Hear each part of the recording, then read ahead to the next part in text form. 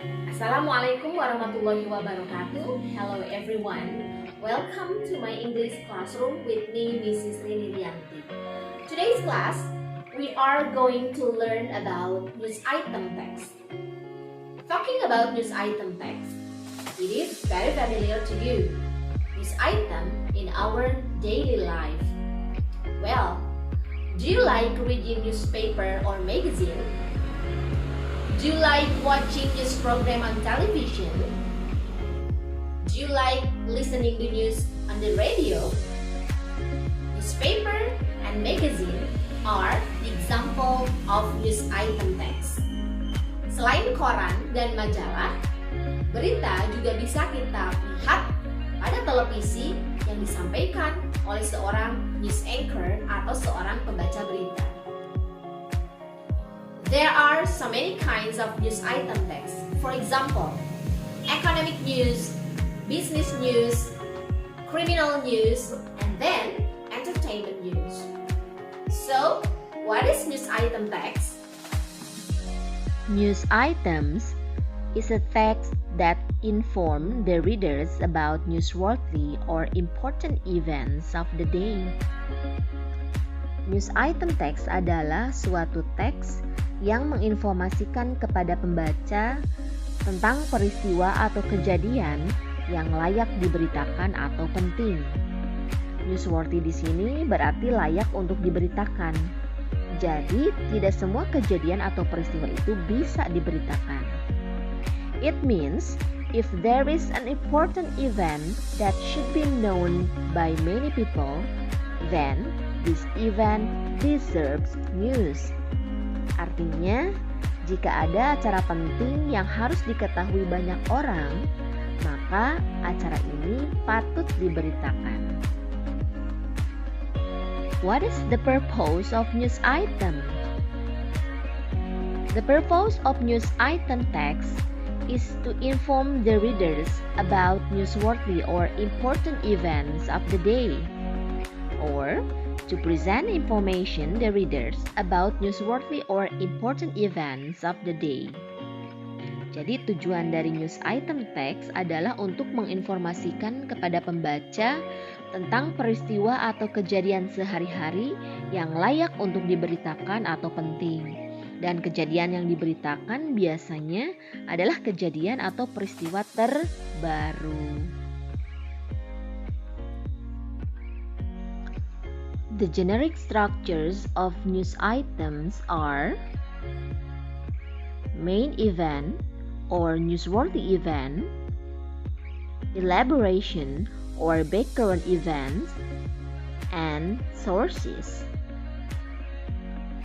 The first is main event or newsworthy event. It recounts the event in summary form. Ini merupakan headline of the news atau berita utama. Kalau misalkan kalian baca koran atau media online, nanti ada judulnya yang dicetak tebal dengan tulisan besar. Nah, itulah yang disebut main event or newsworthy event atau biasa disebut headline. The next we have elaboration or background events.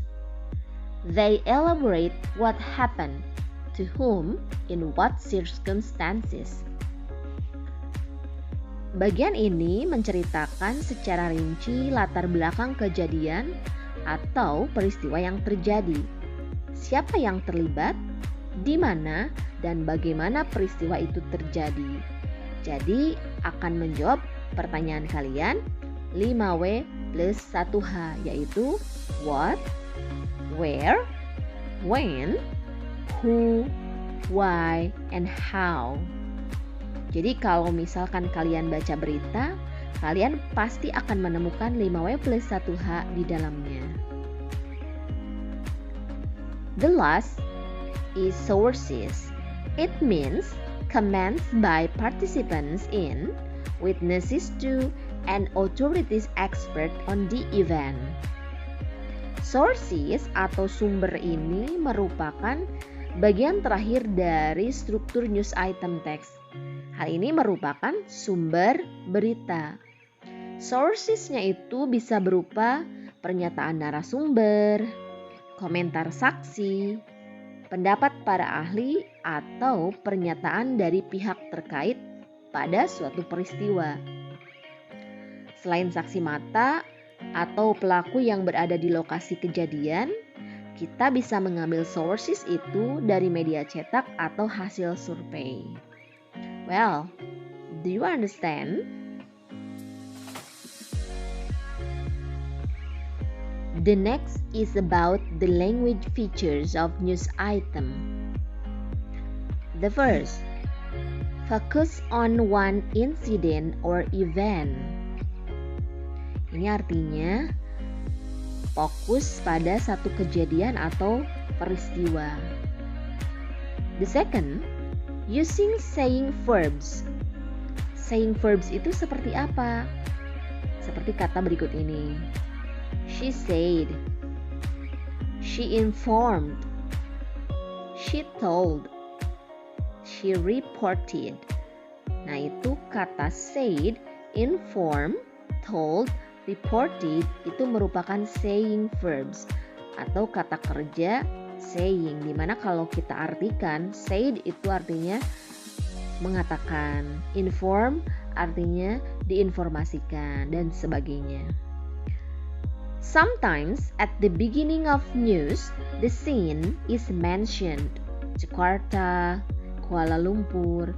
Jadi ini artinya di awal pemberitaan ada penyebutan, kalau misalkan beritanya dari Jakarta, nah sebelum headline itu biasanya dituliskan nama kotanya seperti Jakarta atau Kuala Lumpur.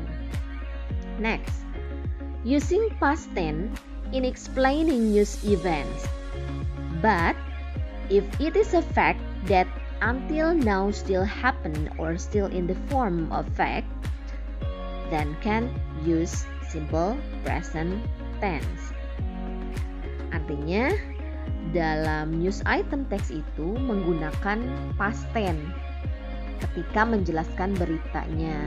Namun jika ternyata sampai saat ini masih terjadi atau masih berupa fakta, kalian dapat menggunakan simple present tense. Next, using adverbs time, place, and manner. Using the description that show the place, time, and manner, such as adverb time, place, and manner. Jadi pada news item text itu ada penggunaan kata keterangan, di mana keterangannya itu bisa keterangan waktu, keterangan tempat, ataupun keterangan cara. The next, uses of material processes to retell the event. Material processes di sini yaitu salah satu jenis proses yang digunakan untuk menyatakan sebuah kata kerja yang merujuk pada kegiatan fisik yang dilakukan oleh partisipan. Well, students, let us see the example of news item text. Ini adalah teks yang diambil dari The Jakarta Post pada 30 Oktober 2020. Ministry sets age criteria as Saudi Arabia opens border to Umroh pilgrims. Bagian paling atas ini yaitu main event or newsworthy event, atau kita biasa sebut juga headline. Ini adalah summary of the news. Jadi pada bagian ini kesimpulan beritanya tentang apa itu ada pada bagian judul berita. Jadi berita ini yaitu tentang kementerian menetapkan kriteria usia karena Arab Saudi membuka pembatasan untuk jamaah umroh. Kemudian kalian bisa lihat paragraf 1 sampai dengan paragraf 7 yang dimulai dengan The Religious Affairs Ministry has established new criteria for Indonesian intending to go on Umroh minor Hajj as Saudi Arabia is set to open its door to international pilgrim on November the 1st.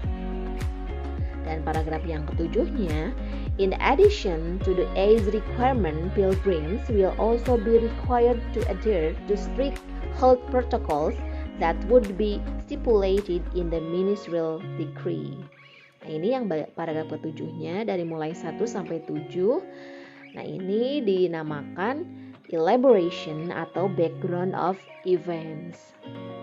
Dan yang bagian paling akhir, yang di paragraf ke-8, for those who have registered but do not meet the requirement for departure, please be patient. Do delay your departure until the pandemic ends. Arfi urged. Nah, ini bagian ini namanya sources. Sources itu berupa pernyataan ahli, dan di sini Arfi sebagai narasumbernya yaitu the Ministry's Umroh and Special Hajj Director. Okay, do you understand about news item text? Do you have any questions about news item? Please send your question to the Google Classroom. That's all the lesson for today. Thank you very much for watching. See you again in the next video. Have a nice day everyone. Wassalamualaikum warahmatullahi wabarakatuh.